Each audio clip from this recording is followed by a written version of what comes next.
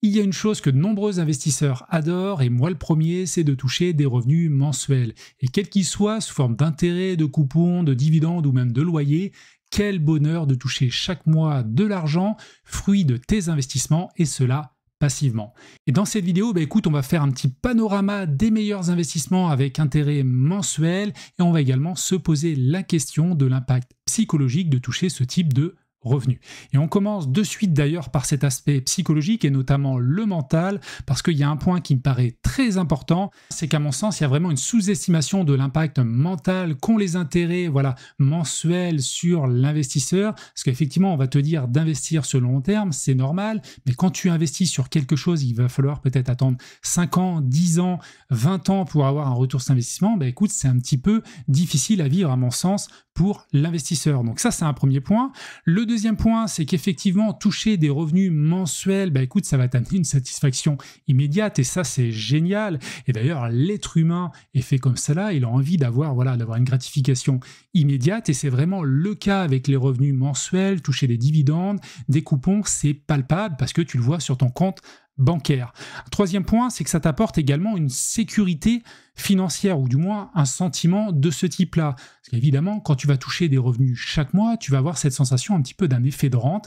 Chaque mois, il y a des choses qui tombent et qui vont te permettre deux choses différentes, soit de continuer à réinvestir et de faire jouer encore et encore l'effet boule de neige, soit potentiellement, parce que l'argent revient régulièrement, de dépenser ponctuellement parce que tu vas avoir besoin un petit peu d'argent, de faire donc des dépenses un petit peu exceptionnelles. Et ça, c'est pas mal parce que ça amène cette notion de liquidité par rapport à des investissements où tu vas figer un petit peu ou investir, notamment sur des projets d'equity, ton argent pendant X années et tu vas pas pouvoir le retirer d'une part et tu vas rien toucher pendant cette période-là. Donc ça, c'est pas mal, cet aspect liquidité. Un quatrième point, c'est qu'à mon sens, ça va générer moins de stress parce que tu vois ce retour d'argent régulier et souvent, quand tu investis sur des nouveaux investissements que tu as envie de tester et que tu as un retour lointain, il y a toujours un petit peu de flou d'attendre 1, 2, 3 ans avant de voir si ce type d'investissement te convient, fonctionne et que tu as fait les bons choix.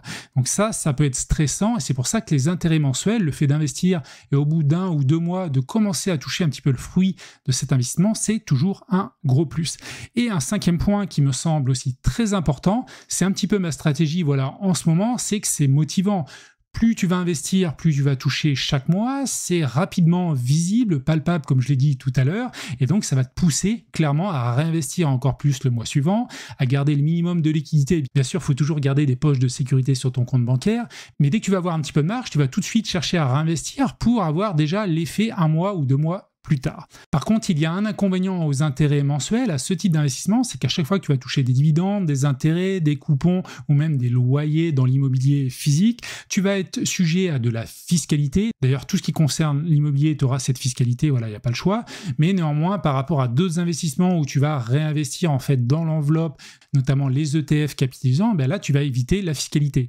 Donc là, sur les revenus mensuels, écoute, c'est un point faible, néanmoins qui est largement compensé par cet aspect mental qui te pousse donc à investir de plus en plus mois après mois parce que c'est clairement visible. Donc maintenant, écoute, on va balayer les meilleurs investissements de ce type-là. Alors, on va commencer par la bourse. Alors, la bourse, déjà, il faut bien le comprendre que côté action notamment, écoute, c'est pas vraiment adapté à des revenus mensuels. Il faut en avoir conscience, même s'il y a certaines particularités qui te permettent d'en toucher. De base, c'est pas vraiment adapté. Et souvent, quand tu investis en bourse, tu vas être aussi sujet à une grosse volatilité, de tes titres, parce que, en fonction du marché, c'est l'offre et la demande, en fonction aussi d'éléments macroéconomiques, en fonction des bilans financiers de la société, écoute, tu peux avoir vraiment une volatilité significative sur le cours de ton action. Alors, pour toucher des revenus mensuels, tu as une première option qui va être de revendre une partie de tes investissements chaque mois, mais ça, c'est pas vraiment idéal, parce que d'ailleurs, potentiellement, c'est un petit peu la règle des 4%, tu pourrais être à certains moments pas vraiment en plus-value, donc tu retirer une partie de ton patrimoine pour avoir cette somme mensuellement qui tombe, donc ça, c'est pas idéal. Puis là aussi, tu vas être sujet, donc du coup, à la fiscalité. L'autre possibilité pour les actions, c'est d'aller chercher donc une stratégie à dividende, mais il y a plusieurs problèmes derrière cela. C'est que déjà, Côté dividende, les rendements sont souvent faibles, hein. Tu vas être souvent entre 0, on va dire, et 4%, 5% pour la plupart des actions qui versent des dividendes. Tu as quelques actions qui vont te verser des dividendes à 10%, mais là derrière, le cours, lui, potentiellement, vu que c'est une entreprise mature, écoute, il va pas vraiment progresser. Donc souvent, quand même, le rendement est faible. C'est rarement sur une base mensuelle, et d'ailleurs, sur les actions européennes, c'est quasiment jamais le cas. Sur les actions américaines, dans certains cas, écoute, tu auras tes revenus mensuels, mais si je prends l'exemple des GAFAM, c'est souvent des revenus trimestriels. Et d'ailleurs, pour les actions qui en fournissent, parce que je pense notamment à l'action Amazon qui ne délivre pas aujourd'hui de dividendes. Également, le dividende, écoute, il va varier en fonction des bénéfices de la société, donc il peut être coupé, même s'il y a notamment les dividendes aristocrates, des sociétés qui versent des dividendes depuis de nombreuses années, même de nombreuses décennies. Il est à noter aujourd'hui qu'il y a très peu de sociétés qui versent des dividendes, et souvent, quand elles en versent, c'est quand même assez peu, voilà, c'est souvent quelques pourcents, mais ça dépasse rarement les 5%. Et enfin, comme je te disais tout à l'heure, celles qui vont verser des gros dividendes, je pense à Total, je pense à British American Tobacco, écoute, c'est des boîtes qui peuvent verser à 5, 6%, et même pour British American Tobacco, ça peut aller jusqu'à 10%. Néanmoins, en parallèle, c'est des sociétés qui font plus de croissance. Leur cours est plutôt sur une tendance baissière. Donc, le fait de gagner des dividendes d'un côté, mais si ton cours de bourse baisse de l'autre côté, attention quand même là-dessus. Une deuxième possibilité en bourse, c'est de passer par des obligations. Alors, attention, le marché est un petit peu plus confidentiel là-dessus. Ça te permet de toucher des coupons réguliers mensuels dans certains cas. Là, c'est bien parce que tu as des revenus prévisibles et réguliers. Donc, ça, c'est ce que l'on recherche. Néanmoins, attention parce que les rendements sont souvent bien plus faible par rapport à d'autres types d'investissements et notamment ceux qu'on va aborder maintenant. Donc voilà côté bourse, et comme on a pu le voir, c'est pas obligatoirement une stratégie hyper intéressante pour toucher des intérêts mensuels, même s'il y a quelques cas, et notamment on va reparler d'un cas tout à l'heure, qui peut être intéressant. Alors passons maintenant au deuxième type d'investissement qui est le crowdlending ou peer-to-peer. Donc là on est sur un type d'investissement qui va délivrer un rendement entre 9 et 12%, donc il y a pas mal de plateformes de ce type-là, je pense notamment à Bien Prêté, qui est une plateforme agréée PSFP, donc à l'agrément de l'AMF, de l'autorité des marchés financiers. Il y a Peerberry, il y a Robocash, donc moi c'est des plateformes sur lesquelles je suis. D'ailleurs si ça t'intéresse, écoute, je te mettrai des petits liens affiliés en description qui te permettront d'obtenir des bonus à l'inscription sur ces plateformes. Comme tu le vois, moi sur Bien Prêté, j'ai un capital investi de 10 000 € pour un rendement de 12,86%, donc c'est pas mal.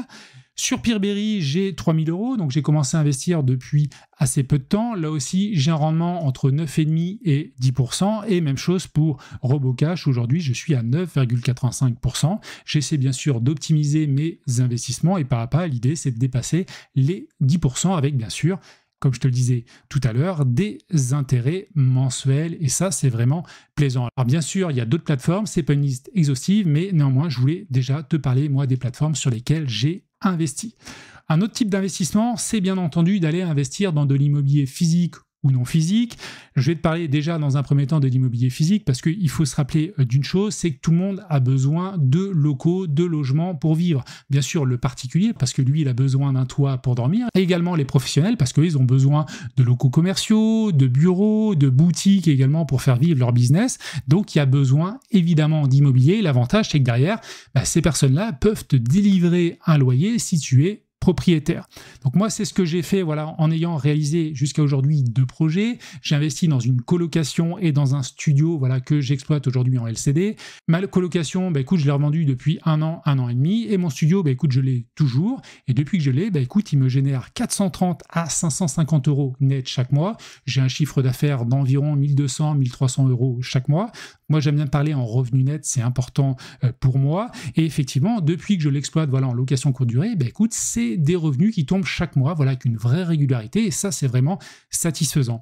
Et concernant mes projets sur l'immobilier physique, écoute, j'en ai quelques-uns pour l'avenir. Je cherche à me former parce que j'ai envie d'investir dans l'immobilier commercial, qui me paraît quand même assez intéressant en société, notamment sur des SCIS, voire même en SARL. Parce que l'immobilier commercial a quand même pas mal d'avantages, notamment sur la partie travaux qui est un petit peu déléguée aux locataires, notamment sur la gestion locative parce qu'il y a moins de risques. Voilà, tu peux exclure plus facilement une société parce que tu es sur du B2B par rapport à de l'immobilier locatif où, bien sûr, l'arsenal législatif français protège énormément les locataires. Donc, je trouve que c'est intéressant et je t'en reparlerai probablement en vidéo prochainement.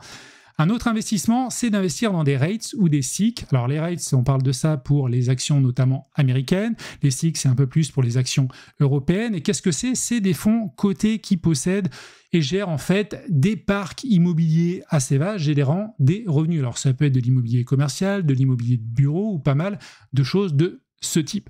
Alors souvent, ça te verse des dividendes mensuels. Alors les SIC, pas obligatoirement, c'est souvent plus des revenus trimestriels ou annuels. Néanmoins, les REITs, ou pas mal de REITs américaines, versent des dividendes mensuels. C'est mon cas notamment avec l'action Realty Income que j'ai, tu vois, c'est cette action-là, qui cote aujourd'hui 61 $, et comme tu le vois, elle verse des dividendes à 5,12% aujourd'hui.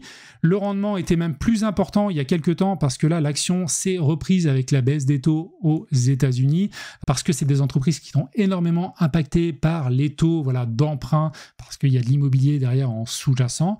Donc ça, c'est intéressant, et tu vois, ça te verse des dividendes à 5%, et même plus, sachant que le dividende est augmenté année après année depuis de nombreuses années, notamment sur cette action Realty Income. Donc tu vois, les REITs, ça peut être aussi une belle alternative. Moi, j'en ai en portefeuille et j'en suis vraiment très satisfait parce que ça tombe chaque mois et ça, c'est vraiment génial. Un autre type d'investissement, c'est d'investir dans le crowdfunding immobilier. Alors là, on est sur des rendements assez élevés, entre 10 et 12%, donc il y a un peu plus de risques. Et d'ailleurs, je te fais un rappel, tout ce que j'évoque dans cette vidéo, ce sont des investissements, et bien sûr, ça amène des risques, donc n'oublie jamais cela. Donc on est sur des rendements autour de 10-12%, et les intérêts mensuels, tu ne vas pas les avoir sur tous les projets, parce qu'évidemment, en crowdfunding immobilier, en fait, on va financer un marchand de biens ou de la promotion immobilière, et souvent les intérêts sont générés à la fin. Néanmoins, sur certaines plateformes et certains projets, écoute, on peut toucher des intérêts mensuels et c'est vraiment très intéressant. Alors, pour te donner quelques exemples, écoute, il y a Clubfunding, il y a Brix, il y a Upstone, Atoa. Moi, c'est des plateformes sur lesquelles j'ai déjà investi, au moins un projet, même plusieurs projets sur la plateforme Clubfunding. Et comme tu vois sur ce tableau, en fait, des coupons et versements donc mensuels, chaque mois, je touche des intérêts sur ces différents projets. Tu vois, là, 120 €, 116 €, 116 €, 100 €. Là, ce mois d'août, un petit peu plus faible, 78 € parce qu'il y a eu quelques retards sur le versement des intérêts. Et comme tu vois, chaque mois, ça tombe par rapport à un capital investi aux alentours de 18 000 €. Donc ça, c'est quelque chose qui est vraiment intéressant. Donc tu as ces plateformes qui vont t'apporter chaque mois des intérêts mensuels, et plus ponctuellement, tu as d'autres plateformes comme La Première Brique, Tokimo et pas mal d'autres qui vont t'amener des projets un petit peu particuliers où tu vas peut-être avoir tout au long du projet des revenus locatifs qui vont arriver, ce qui va amener en fait à un versement d'intérêts chaque mois, et ça c'est pas mal. La Première Brique, notamment sur les 6 derniers mois, a fait pas mal de projets de ce type. Si ça t'intéresse d'investir sur ces plateformes, écoute, je te mettrai des petits liens affiliés en description qui te permettront d'obtenir des petits bonus intéressants, notamment 100 € sur Clubfunding sur ton premier investissement et sur La Première Brique, 1% sur ton premier projet. Un autre type d'investissement qui t'apporte des intérêts mensuels, c'est l'immobilier fractionné ou tokenisé. Là, tu vas avoir des rendements un petit peu plus faibles, entre 7 et 10%. Tu vas aussi partir sur une durée plus longue parce qu'on va être sur des projets, on va dire, entre 7 et 10 ans. Tu as la possibilité aussi de toucher un peu plus d'argent à la sortie parce que ton bien, en fait, on va l'acheter. Tout au long de la location, tu vas toucher des revenus mensuels et à la fin, bien sûr, on va revendre le bien et si on fait une plus-value, tu pourras toucher une quote-part au regard, en proportion par rapport à ton investissement. Tu as là aussi, donc bien sûr, des intérêts mensuels, je te l'ai déjà dit, puis tu as pas mal de plateformes de ce type-là, je ne te fais pas des listes exhaustives, tu l'as bien compris, c'est pour te donner un petit peu les grandes catégories. Tu as la plateforme Tantième, moi j'ai 3 projets dessus et c'est une plateforme super sur l'immobilier fractionné qui est un petit peu leader en France et qui est vraiment très qualitative.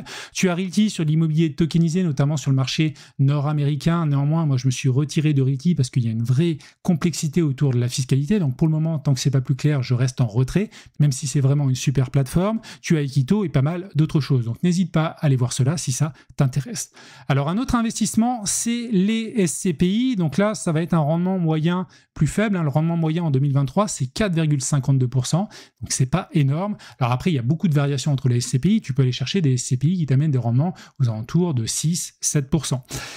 Tu as là aussi des intérêts mensuels et tu as pas mal de SCPI, là je t'en ai mis que 2-3, comme Quorum, Remake Live, Hiroko Zen, donc tu as pas mal de choses à faire là-dessus. Donc moi, je me suis retiré des SCPI, j'ai fait d'ailleurs une vidéo là-dessus avec les 7 arguments pour lesquels j'ai quitté notamment ce type d'investissement, parce que tu as un délai de carence entre ton investissement et le premier loyer touché qui est assez long, voilà, sur la plupart du temps.